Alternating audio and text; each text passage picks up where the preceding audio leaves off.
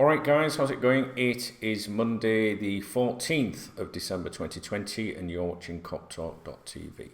So, Gerard Houllier has obviously passed away, which is why I'm making this video. I've just wrote an editorial, or typed up an editorial and published it on KopTalk.com if you want to read that. Very, very sad when anyone dies, especially when they're associated to the club. The Gerard Houllier passing, for me, I feel like I've lost something from my life, and it's kind of weird or difficult for me to explain what I mean by that. I started KopTalk, back in the late 90s. So when I first started KopTalk, it was a mailing list, an email list. I used to send out emails to Liverpool fans all over the world with the latest news and things like that, and then that became the website. So I sort of started my KopTalk journey when Gerard Houllier started his Liverpool journey. So it was a very exciting time for me. I started this hobby and it was like just went through the fucking just exploded. It just took off amazingly. And over the last 22 years, we've seen a lot of Liverpool managers come and go and things like that. But Jed was always a really special one to me. They're all special in their own different ways, if you like. But well, maybe not all of them. I think Brendan Rodgers was all right, wasn't he? And then there was Roy. But people like Roy Evans, Kenny Dalglish, Rafa, the current manager Jurgen Klopp, etc., top men. And I think that we've been very fortunate that many of them I call one of us, and I always thought that about Gerard Houllier. And during my journey with KopTalk over the last couple of decades, I obviously went on to meet different players, managers, owners, basically anything to do connected to the club, as Rafa would say. And but as it, later in life, as I got older and dafter or whatever, meeting these people doesn't mean anything to me now. But when I started the website, you have to remember, I was in my 20s, okay? So I was in my 20s, I was a mad football fan, and the very first time I met Gerard Houllier was in the Players' Lounge at Liverpool, or he actually wasn't in the Players' Lounge. He was just in the doorway, just in the passageway, because the Players' Lounge is the Players' Lounge. And Tommy Smith, the former Liverpool captain, had organised some passes for the Players' Lounge for me, and we got inside and we obviously saw a game, and then went to the Players' Lounge afterwards, used the special passes. And my daughter at the time was very young. She was probably I don't know, 7 years old, something like that. She'd be about 7. And it was just a nice time, because like my kids were young. Robert was just being born. Robert was only a baby, really. But when you're a parent, yourself, your kids they're always your kids. When they're adults, they're still your kids. But when they're young and they're little, it's a fun time to be a dad, is what I'm saying. And I remember taking Charlotte, and my mum was there as well. And so I'm looking back to a period of my life when it felt really good, because my mum was alive, my daughter was young, and fun. She's still fun now, but she was a kid, And for me personally, as a football supporter, to be in Anfield and in the Players' Lounge was like a total WTF moment. Like, what the like now, I've been invited to Anfield many times, these days, but they're more like on commercial things, or where the betting partner of the club, would you like to come along, and stuff like that. So it's not the same. When you're a football fan, and I still am a football fan, but when the website first started, I was mental with Liverpool. Do you know what I mean? Like, as I've got older, the game's changed and stuff like that, and I've changed, and I'm a more miserable bastard now. But back then, I'm stood in this Players' Lounge watching all, if you can imagine, the players of Gerard Houlier's time. mingling, and Michael Owen was there, and my daughter was obsessed with Michael Owen. She went and sat at his table, and he was having a cup of tea, was Michael, obviously. And, just little memories that were very special. And I remember Gerard Houllier just sticking his head sort of in the doorway to the players' lounge. And I was like, Charles, it's Gerard Houllier, look. And my mum as well, because my mum was like, she was shocked by it all. So we sort of like walked over to the doorway, and Jed had just gone into the corridor and he was talking to someone, and it was at that point where I stopped and I introduced myself, and he stood and talked to me. And he was like, I'm a nobody, guys, I'm a nobody. And I was just that football fan back there in my 20s, and I was like, this is my daughter Charlotte, and he was like bending down to talk to her and all that, and this is my mum, he's pleased to meet you, Jeanette, and all that. And he was just such a nice man. And the reason I'm telling you all this stuff is because I do feel like part of something of me has gone today, which is you probably will never understand. But for me, it was a tie to a connection to the past when the website first started, when my daughter was young, when my mum was around, when everything seemed a lot happier than the present time. And so for me to meet Gerard Houllier then, at that stage of my life, as an ordinary football fan, it was very like, holy, I'm like, I'm in Anfield in Players' Lounge, I'm still stood talking to Gerard Houllier here. 20 minutes ago, he was stood in dugout shouting out orders and that, So for me, it was amazing, guys. It's amazing. And it's one of those nicest memories for me to do with the website. Maybe you don't understand, but KopTalk's been my life for 22 years. And it was also a good time in my life. I'm not saying my life's shit now, but some of them people aren't around anymore, as you know. Kids grow up, times change, and Jed's gone, and it's made me sad. And, Jed modernised Melwood. He dragged the club forward, I think, made it more European. He had that, I mentioned this in the editorial I did today, he had this... He didn't like that the old guard, the old school of players, the legends, were walking around the corridors of Anfield like they owned the place. And maybe they had a right to walk around like that. But he felt that the Liverpool players at the time in his squad then, the young lads and that, he felt that they were already under pressure. The constant reminder of this club used to be brilliant. It's up to you now to get this club back to the top. He thought the players were already under enough pressure. It is without... former Liverpool legends walking into the changing room on match day and stuff like that, and he's tried to stop that. Well, he did stop it, which is why, do you remember, if you remember back then, Ian St. John, that used to write for KopTalk, always used to call him the Frenchman, which was quite insulting. He never said Gerard Houllier, he never referred to him as Gerard Houllier back then. It was always the Frenchman. If you listen to the phone-ins, after the game, the Frenchman. In his columns, the Frenchman. There was a lot of, understandable animosity there a little bit, because he didn't like the fact that the old school were being shut out. Roy Evans had obviously been given the boot. So it's like, I'm not digging at Ian St. John, I'm just saying that Jed tried to change things, and he did upset people by doing that, but it was for the benefit of the club in the long term. Gerard Houllier was, widely recognised around European football as like a god, really. He had a massive network just a massive network. I don't want to say contacts or, do you know what I mean? He was just well known in the industry, very, very highly regarded. Now, at the end of his, tenure at Liverpool Football Club, some of you may recall there was some graffiti sprayed on Melwood, probably F off Gerard or go now or whatever. It wasn't very nice, but it was put down. People saying, the Evertonians, the Liverpool fans wouldn't do that. Nevertheless, it wasn't very pleasant.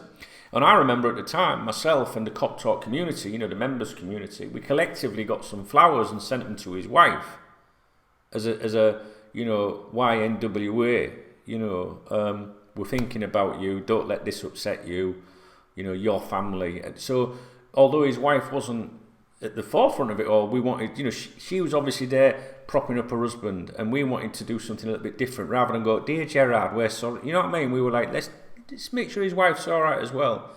And I was contacted after that. Gerard and his missus were over the moon with that. And it was just a nice little thing of how the community, the KopTalk community came together and did that.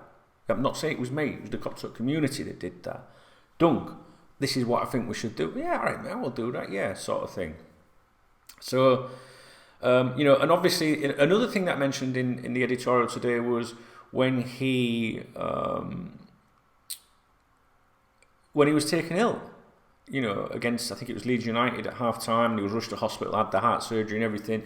And I remember Phil Thompson saying, you know, he made me smuggle a radio in. He was told he couldn't do any work, mustn't be stressed out. He went, but he made me smuggle a radio in. He told me I had to smuggle a radio in. And Gerard Houllier hid the radio in his bed, under his bed sheets in hospital, and put a little thing in so he could listen to Liverpool playing.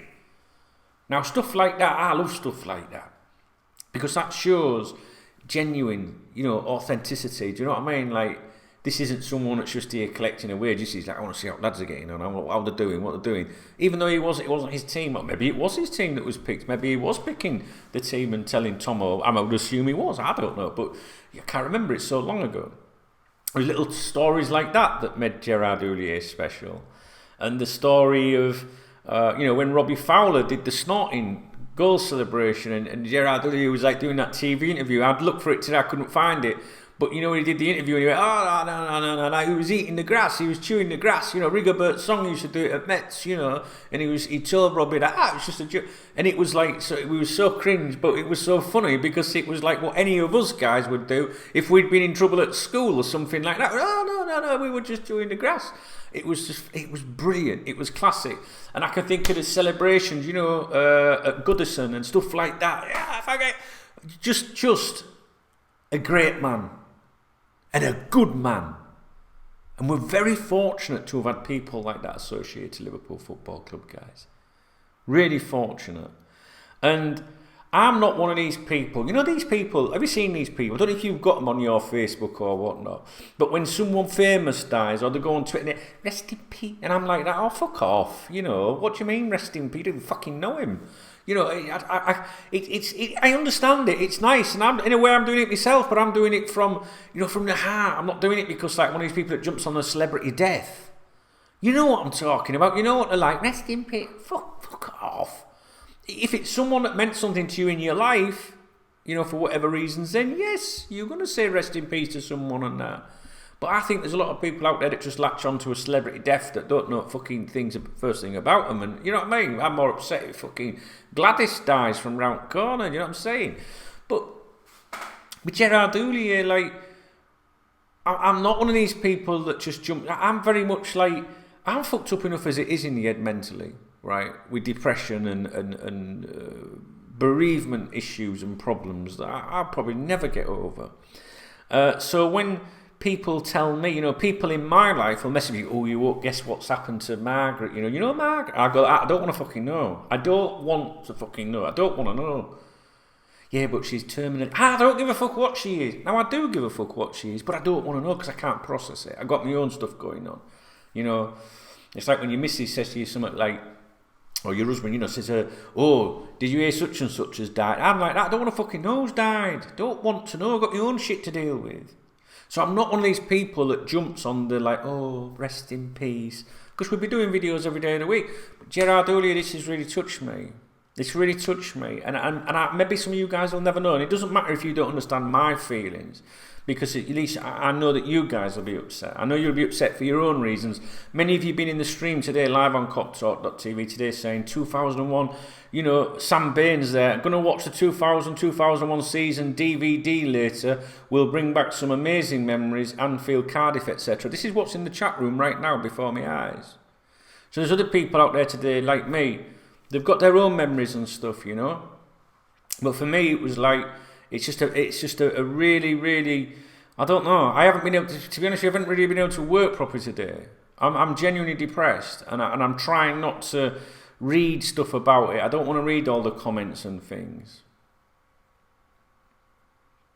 But I had to make a video. And it's really weird. And maybe you guys are my therapy in a way sometimes because I feel the need to talk to you. But when Gerard Houllier died, today I wanted to go, Mum, you're not going to believe it. Jed's died. but my mum died 8 years ago. But this is how your mind just doesn't trigger, because I know how much my mum liked Gerard Houllier. So the first person I wanted to tell today was my mum. Go, hey mum, you're never going to guess what? Fucking Jed's died, man. Can you believe it? She's not even fucking here. And I'm sat here today, I'm like, what the fuck is wrong with you, Duncan? It's a sad day, man.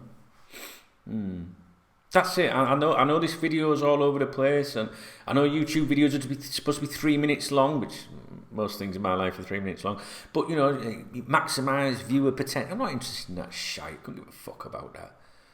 And maybe the videos may be all over the place because I'm emotionally, I'm torn with things, memories in my head of back then. And you know, Gerard Houllier was just. Whenever I saw Gerard Houllier, he was always smiling. He's a good man. And good men are hard to come by. He's a good man. And I'm going to miss him. And I'm very grateful for what Gerard Houllier did for Liverpool Football Club. I'm very grateful for what Gerard Houllier did for me. And by that I mean taking 5 minutes of his time out to speak to my mum and my kid. You know what most of these wankers are like today. Like, oh yeah, all right, yeah, I'll sign that. See you, I'm off. No, I'm going to stand here and talk. Yeah, hello, so you at school then? What are you doing at school? Just someone that's nice and genuine. And I'll never forget that. And I'll never forget Gerard Houllier. He made us realise what it was like to win again. And I'll never forget that. And 2001 as a Liverpool supporter was one of the greatest years of my life as a Liverpool supporter, if not the greatest, to be honest with you. Anyway, I apologise if I'm all over the place. My emotions are a strange thing. I just wanted to pay my own respects, and that's what I'm doing, or I'm trying to do anyway. I have done an editorial today, KopTalk.com, if you want to go, it's on the front page, and you'll be able to read what I've just tried to explain. And yeah, it'd be missed. It'd be sad time, sad occasion. Very, very important man in Liverpool Football Club's history, and very underrated he changed the club and a lot of the mentality of how it was back then, guys. He was very much in the past when Gerard Houllier took control. And it's true. And he's probably one of the most influential managers we've had in our time. Now, at the end of his management, things might not be going right. It isn't. That's why managers get sacked. We all know that, you know. But the point is, he laid those foundations again, you know, strengthened the foundations that were already set there by the likes of Shankly and people like that. And he came in and went, right, this is a successful club, but times have changed and we now need to move forward. And if you think about it, that's what he did, I think, with the training facilities, the mentality of the players who needed, you know, putting in line back then. You know, I can remember many, I'm not going to name the players, you all know who was the naughty boys and stuff like that back then, and who was the good boys like Saint Mike, you know, Michael Owen. There was fallouts between Fowler and Tomo and Houllier and all that, you know. And this is just part of a male environment where things happen. But he instilled the discipline again, and he brought the club, I think, into a more advanced mentality as to where it should be. Manchester United had done it before us. We didn't. We stayed in the past, and eventually, as times moved on, and David Moores, as much as I loved him, you know, the whole boardroom and everything then got changed, didn't it, as well, and brought into the future. Do you remember, what was it that Moore said? I don't even know how to use a computer. I would never been able to Google George Gillette and Tom Hicks. Do you remember all that? And it was very much an old boys thing. So we had the players walking around like, you know, giving it whatever, which is fair enough because they're all legends and they still are. But we also then had the old boys, you know, cigar smoking, whiskey drinking, brandy drinking directors and that, and the club was still in the past. It didn't evolve, and Gerard Houllier made us evolve. He was the first stage of that, and then other people came in after him at a more senior level to bring the club forward in that regard. I think you know what I mean. Gerard Houllier played a massive part in our success, guys. Massive part, and he should never be forgotten and never underestimated. Rest in peace, Jed.